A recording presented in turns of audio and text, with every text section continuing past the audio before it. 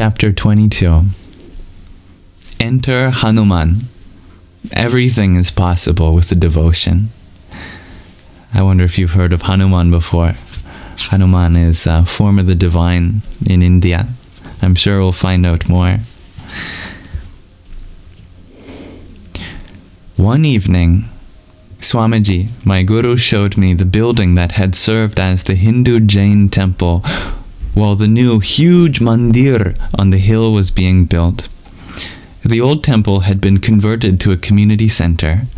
He showed me the room that had served for prayers, worship, devotion, and chanting, now a meeting hall, the kitchen in which he had bathed before they built him a proper bathroom with a shower, the library, and the small room where he'd stayed for so many years, sleeping on the floor, overseeing the establishment of this first Hindu Jain temple in the world, and ultimately founding not only a gorgeous red brick three-domed mandir up the hill, but also transforming a nearly 1,000 square mile area of people from different parts of India and different religious backgrounds into a strong, cohesive community, connected to each other and to their house of worship, a community broad enough to encompass the myriad streams from which they'd come. How beautifully said. It's easy to understate the importance of a Hindu Jain mandir. What does that even mean? Well, it's a house of worship that combines two different religions into one. And I think that's wonderful, and I'm happy that our author speaks so highly of that accomplishment. Today it seems like there is such a dissonance between different religions. You wouldn't expect to have one building which houses two kinds of faiths at the same time. And that's the nature of our author's guru. He is one that tries to build bridges where it may seem impossible before. It's amazing to see all this, I told him. I would never have imagined being outside of Pittsburgh and feeling that I'm in a spiritual paradise. I just didn't think of Pittsburgh that way. It's crazy, isn't it? He smiled and said, "It's crazy when you are crazy. It's crazy because you think it's crazy. You think that if you are in some fancy place with luxury on a beach with all the comforts, you will be happy. My child, that is not what life is for. You are happy here because you have found what most people never find. You have found peace instead of pieces. You have connected to yourself, not just to objects on your shelf. Most people think only of filling their shelves. You are connecting to the true self." Because Swamiji picked up English by speaking with Indian Americans, for many of whom it's a second language, it is not always grammatically perfect, but it is an eloquent, inspired array of unforgettable rhymes and alliterations. People meet him decades later and say, "I remember when you asked if I wanted to live in peace or in pieces, whether I wanted to be better or bitter. It changed my life."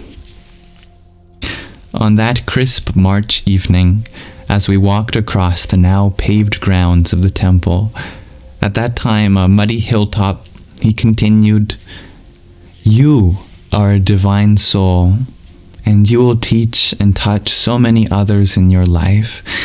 You will really make a huge difference in the world." It was beginning to remind me of my mother saying, as I stood pitifully before mirrors as a mid-adolescent bemoaning the state of various bodily parts, that I was the most beautiful girl in the world. I knew, even as a preteen, that, of course, I wasn't the most beautiful girl in the world, and that my mother, being my mother, saw beauty in me and comforted my insecurities as best she could. Now, Swamiji was saying something that felt similar, and yet I knew it was far beyond any simple intention to mollify my insecurities. Swamiji, I agree, of course, that I have been incredibly blessed in the last 6 months, that I've been given something I still can't describe. But luckily, you understand. I feel beyond grateful for this precious gift and for the blessings you shower on me, even though I'm definitely not worthy. But here, I think you're going overboard. I am not someone who can make that kind of difference in the world. I know I'm intelligent. I know I can teach a class on neuropsychology and get an A's on exams. But that's different from touching people deeply or making that kind of real difference. That is not a skill or ability I have, but, I added, lest he feel I was rudely disagreeing, I deeply appreciate your kind words. You will see, he said, and we walked the rest of the temple grounds in silence. The next morning, next to his files on the coffee table was a yellow-trimmed, colorful paperback book with an image on the cover of 3 people walking in a single file through a forest, and the word Ramayana written in bold red letters at the top. Later, I would learn that the figures were Lord Rama, Sita Ma, and Lakshman. I had just come upstairs to his bedroom office. No, I mixed up some words in that sentence. I had just come upstairs to his office from my bedroom, and I asked, "What's this?" as I sat back on my heels after bowing to him.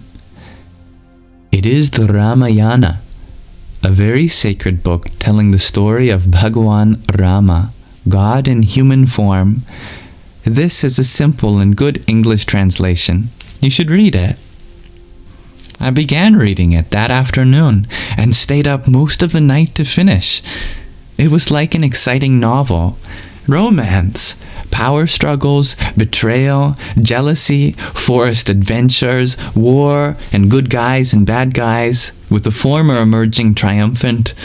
The spiritual teachings were woven simply into the threads of the plot. Lord Rama's words and actions were riveting in the pattern of the hero's journey of exile, battles, and ultimate victory. One of the main characters is Hanuman, son of the god of wind. Hanuman is a monkey and part of the army of animals that serve in Lord Rama's army to rescue his wife, Sita, from the demon king Ravana, who snatched her and whisked her off to his kingdom of Lanka, now known as the country of Sri Lanka.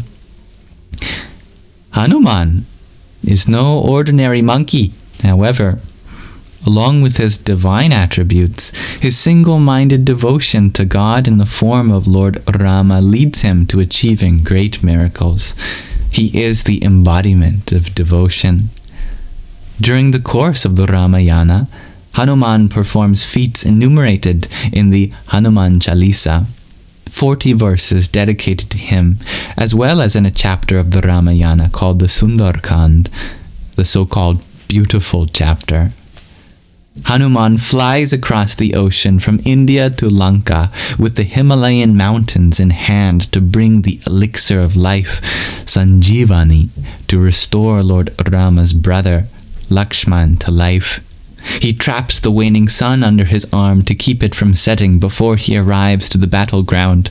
He makes himself enormous, then infinitesimally small. When asked how he did all these feats, Hanuman explains, "I close my eyes and recite Lord Rama's name, and the rest just happens." The next morning, I was waiting for Swamiji in his office, too excited to sleep after I'd finished the Ramayana. As he stepped downwards, I threw myself at his feet, and then sat back on my heels and looked up at him with hands folded in prayer, the tears streaming down my face. "If a monkey can do all that," I said, "just by being devoted to God, then maybe you're right. Maybe I can do something meaningful with my life too. Maybe I can make a difference in the world. I just have to be devoted." "See," he said, smiling, "I told you." that is the end of the 22nd chapter. She must be a very fast reader. The Ramayana is no easy read. 10 times longer than the Iliad and Odyssey combined. It's 100,000 verses. So I imagine she had a shorter version. The longest epic in the world. How wonderful. Thank you for listening. Namaste.